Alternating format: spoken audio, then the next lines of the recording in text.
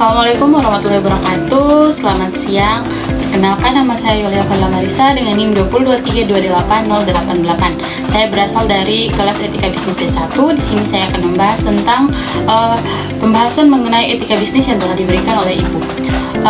Di sini saya berpatokan pada buku Ajar Etika Bisnis yang ditulis oleh dosen ULM tahun 2021. Nah, yang perlu teman-teman ketahui dan Ibu dosen ketahui, di sini ada beberapa pembahasan yang akan saya jelaskan. Kita masuk ke pembahasan yang pertama. Yang pertama ada fungsi dan prinsip etika dalam etika bisnis. Fungsi dan etika bisnis yang poin pertama tentang upaya pengembangan bisnis untuk keuntungan. Di sini ada 3, yaitu yang pertama ada inovasi atau produk jasa, di mana seorang pelaku usaha harus membuat inovasi kepada produknya atau meningkatkan kualitas produk agar dapat menarik pelanggan. Kemudian yang kedua ada ekspansi pasar, di mana harus membuka cabang pasar untuk memperluas jangkauan konsumen. Nah, yang ketiga ada efisiensi operasional, di mana mengoptimalkan proses produksi dan distribusi agar biaya lebih rendah dan margin keuntungan meningkat. Nah, pada efisiensi operasional ini perusahaan dapat mengoptimalkan biaya sehingga mendapatkan keuntungan yang lebih. Kita masuk ke yang kedua pada poin yang pertama, yaitu siapa saja stakeholder. Nah, stakeholder dalam hal ini ada 5. Yang pertama pemilik atau investor, yaitu penyandang dana yang akan memberikan kita sebuah inovasi atau sebuah peluang kepada kita untuk melakukan inovasi tersebut. Yang kedua ada karyawan, di mana para anggota-anggota yang akan bekerja pada perusahaan tersebut. Kemudian ada juga konsumen. Konsumen ini adalah pengguna atau produk jasa yang akan dihasilkan oleh suatu perusahaan. Dan yang ketiga adalah masyarakat atau lingkungan, yaitu komunitas sekitar lingkungan yang terdampak aktivitas bisnis tersebut, teman-teman. Kemudian yang ketiga ada peran etika bisnis. Nah, peran etika bisnis itu yang sudah Ibu sampaikan itu ada 5. Yang bisa saya jelaskan di sini ada 5. Yang pertama, meningkatkan citra dan reputasi perusahaan. Nah, tentu saja ketika kita dapat meningkatkan etika bisnis, kita dapat meningkatkan citra atau reputasi perusahaan. Kemudian kita lanjut ke yang kedua, ada mencegah terjadinya pelanggaran hukum dan moral. Ketika kita tahu etika, kita juga akan menghindari yang namanya tentang pelanggaran. Yang keempat ada menciptakan lingkungan kerja yang harmonis. Ketika kita mempunyai etika, tentu saja kita akan membuka lapangan kerja dengan situasi yang harmonis dan tentunya penuh sopan dan santun. Yang kelima ada menjamin keberlanjutan usaha. Dengan peran etika bisnis ini, suatu perusahaan dapat mempercayakan kita agar tetap melancarkan perusahaan kita atau bisnis kita karena mempunyai etika yang baik. Yang keempat ada ciri-ciri etika bisnis. Nah, etika bisnis sendiri memiliki 8 ciri. Yang pertama berlandaskan nilai moral, kemudian menjunjung kejujuran dan transparansi. Yang ketiga bertanggung jawab sosial tentu saja, dan yang keempat menghindari konflik antara perusahaan. Yang ketiga, 4 adalah menjaga integritas. Yang kelima menciptakan keadilan. Keenam mengutamakan kepentingan bersama, dan yang terakhir yaitu mendorong kepercayaan publik. Nah, tentu saja ciri-ciri etika bisnis ini sangat penting bagi suatu perusahaan. Kita masuk ke yang kelima, yaitu prinsip-prinsip etika bisnis. Di prinsip-prinsip etika bisnis ini ada 5. Yang pertama ada otonomi, yaitu kebebasan bertindak secara sadar. Nah, suatu perusahaan mempunyai prinsip etika bisnis yaitu otonom, yaitu dapat bebas atau dapat bertindak secara sadar dan bebas. Kemudian ada juga kejujuran. Kejujuran dalam hal ini adalah keterbukaan dalam transaksi dan komunikasi. Tentu saja dalam suatu perusahaan harus adanya kejujuran agar dapat dipercaya oleh para investor. Kemudian ada keadilan, di mana perlakuan adil kepada semua pihak. Yang berikutnya ada saling menguntungkan. Tentunya etika bisnis ini mempunyai prinsip yaitu saling menguntungkan. Kemudian yang terakhir ada integritas moral, di mana komitmen pada standar moral itu tinggi sehingga suatu perusahaan dapat mendukung prinsip-prinsip etika tersebut. Kemudian kita masuk ke poin yang keenam, di mana pentingnya etika bisnis. Nah, menurut teman-teman, etika bisnis itu penting atau tidak? Menurut saya tentu penting karena dapat meningkatkan kepercayaan konsumen dan stakeholder. Kemudian juga dapat mencegah risiko hukum dan reputasi buruk. Nah, itu sangat bermanfaat sekali sehingga etika bisnis itu dianggap sangat penting. Kita masuk ke poin yang ketujuh, yaitu aspek etika bisnis. Nah, perlu teman-teman ketahui bahwa aspek etika bisnis ini ada beberapa poin. Yang pertama, normatif. Normatif sendiri adalah standar moral dan nilai yang dianut. Yang kedua, ada institusional, yaitu implementasi dalam struktur organisasi. Kemudian ada operasional, di mana praktis sehari-hari di lingkungan kerja. Nah, operasional sendiri itu dengar dari namanya saja operasional, berarti teman-teman sudah mengetahui bahwa operasional itu adalah suatu praktik yang dilakukan sehari-hari di lingkungan kerja tersebut. Oke, kita masuk yang keempat, yaitu evaluatif, di mana penilaian dampak etika pada bisnis. Nah, ketika perusahaan menjalankan suatu bisnis, tentu saja adanya namanya evaluasi. Nah, evaluasi sendiri itu berguna agar kita dapat mengevaluasi hal apa saja yang kurang, kemudian hal apa saja yang harus ditambahkan kepada usaha yang kita jalani nanti. Nah, kita masuk ke pembahasan yang kedua yang telah diberikan oleh Ibu, yang akan saya bahas, yaitu tentang konsep nilai, norma, dan moral dalam etika bisnis. Yang pertama, kita harus menjelaskan dulu nilai, norma, dan moral pada etika bisnis menurut para ahli. Nah, di sini ada pengertian nilai. Nilai merupakan prinsip yang dijunjung tinggi. Nah, ini menurut Kerak tahun 1993.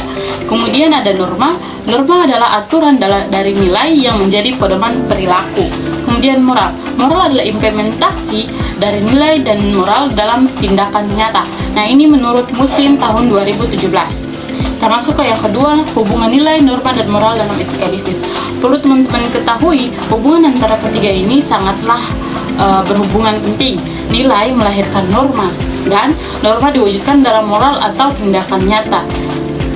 Seperti itu, teman-teman. Nah, itu merupakan hubungan yang dapat kita mengerti dengan jelas atau dapat kita pahami dengan mudah. Kemudian yang ketiga ada peran nilai, norma, dan moral. Nah, nilai ini berperan sebagai landasan filosofi, sedangkan norma sebagai aturan perilaku dan moral sebagai pelaksanaan nyata dalam bisnis. Kemudian yang ketiga, penerapan nilai, norma, dan moral. Nah, penerapan nilai, norma, dan moral ini, yang pertama, nilai diterapkan kepada pelatihan etika untuk karyawan. Yang kedua, ada penegakan aturan dan sanksi tegas. Yang ketiga, ada penghargaan bagi perilaku bermoral tinggi. Nah, tentu saja setiap karyawan yang melakukan etika bisnis atau bermoral yang tinggi akan diberikan reward ataupun poin tambahan. Kemudian yang kelima, ada pelanggaran antara nilai, norma, dan moral. Pelanggaran tentu saja dapat terjadi kepada nilai, norma, dan moral. Yang pertama itu adalah manipulasi laporan keuangan. Yang kedua ada diskriminasi karyawan, dan yang ketiga ada eksploitasi lingkungan. Nah, ketiga tadi merupakan pelanggaran yang telah terjadi kepada nilai, norma, dan moral. Kemudian yang keenam ada nilai, norma, moral menurut teori kebajikan. Teori kebajikan menekankan karakter baik atau virtue sebagai landasan moral sehingga bisnis beretika membangun karakter individu dan organisasi yang baik. Kita masuk pembahasan yang ketiga, yaitu tentang lingkungan, budaya organisasi, dan tanggung jawab sosial perusahaan atau CSR. Yang pertama, lingkungan bisnis menurut para ahli. Nah, di sini menurut Kadek Budiantara tahun 2022, lingkungan bisnis adalah semua faktor eksternal yang mempengaruhi perusahaan. Oke. Budaya organisasi, apa sih budaya organisasi tersebut? Budaya organisasi adalah pola nilai, keyakinan, dan perilaku yang dianut bersama dalam organisasi. Fungsi dari budaya organisasi sendiri, yang pertama menyatukan anggota organisasi, memandu perilaku, dan membedakan dari organisasi. Kemudian indikator budaya organisasi itu ada nilai bersama, simbol, ritual, dan kisah sukses. Pada tanggung jawab sosial atau CSR, tanggung jawab sosial perusahaan, adalah komitmen perusahaan terhadap dampak sosial, ekonomi, dan lingkungan dari aktivitasnya. Tentu saja pasti setiap dampak yang keluar ataupun yang terjadi pasti akan dipertanggungjawabkan oleh suatu perusahaan. Yang kedua, manfaat dan implementasi CSR. Manfaatnya sendiri yaitu meningkatkan reputasi dan loyalitas, Kemudian memotivasi karyawan, membuka peluang bisnis baru, implementasi program sosial, pelestarian lingkungan, pelaporan, dan transparansi. Kemudian kita masuk ke pembahasan yang keempat, yaitu persaingan bisnis. Perlu teman-teman ketahui, di sini ada pengertian bisnis menurut para ahli. Menurut Wiratama tahun 2022, persaingan bisnis adalah interaksi antara perusahaan untuk mendapatkan pelanggan dan keuntungan di pasar. Nah, itu adalah pengertian bisnis menurut para ahli oleh Wiratama tahun 2022. Kemudian yang kedua ada teori persaingan bisnis. Nah, di sini ada terbagi menjadi dua, yaitu teori persaingan bisnis sehat dan teori persaingan bisnis tidak sehat. Nah, teori persaingan bisnis sehat sendiri yaitu persaingan berdasarkan inovasi, harga, dan kualitas. Sedangkan yang tidak sehat itu seperti monopoli, kartel, dan praktik curang. Yang ketiga ada aspek persaingan usaha. Nah, aspek persaingan usaha itu dilihat dari 4 poin. Yang pertama ada harga, kualitas produk itu baik atau tidak, atau pantas dijadikan inovasi atau tidak, kemudian pelayanan. Yang keempat adalah manfaat persaingan usaha. Nah, tentu teman-teman dapat ketahui bahwa manfaat persaingan usaha itu ada banyak. Namun di sini saya hanya mengambil 3, yaitu meningkatkan kualitas, menurunkan harga, dan memacu inovasi. Yang ketiga ada jenis persaingan usaha. Persaingan usaha di sini ada 2, yaitu persaingan harga dan persaingan non harga atau inovasi, layanan, dan promosi. Yang keenam ada unsur-unsur dalam persaingan usaha. Perlu teman-teman ketahui unsur-unsur dalam persaingan usaha itu bisa berupa pelaku usaha atau yang menjalankan usaha, kemudian konsumen yang mengonsumsi produk atau jasa, kemudian produk atau jasa sendiri, dan juga regulasi. Kita masuk ke yang kelima, yaitu tentang etika komunikasi pemasaran. Kalau teman-teman ketahui, etika komunikasi pemasaran memiliki pengertian yaitu aturan moral dalam menyampaikan pesan pemasaran kepada publik.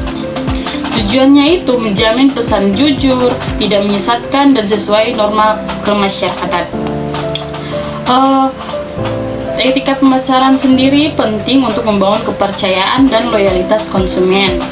Prinsip dari etika pemasaran sendiri adalah kejujuran, transparansi, tanggung jawab keadilan, dan kehormatan privasi. Tentu saja privasi pelanggan akan terjaga ketika suatu perusahaan mempunyai etika pemasaran.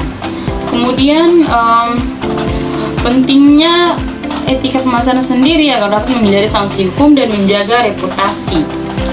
Ada dampak negatif dari tidak menerapkan reputasi etika pemasaran ini. Dampak negatifnya yaitu kehilangan kepercayaan, sanksi hukum, penurunan penjualan. Nah, mungkin saja itu yang bisa saya jelaskan. Kurang dan lebihnya saya mohon maaf. Apabila ada saran dan kritikan, mohon diberitahukan kepada saya. Kurang dan lebihnya itu saja. Wassalamualaikum warahmatullahi wabarakatuh. Terima kasih.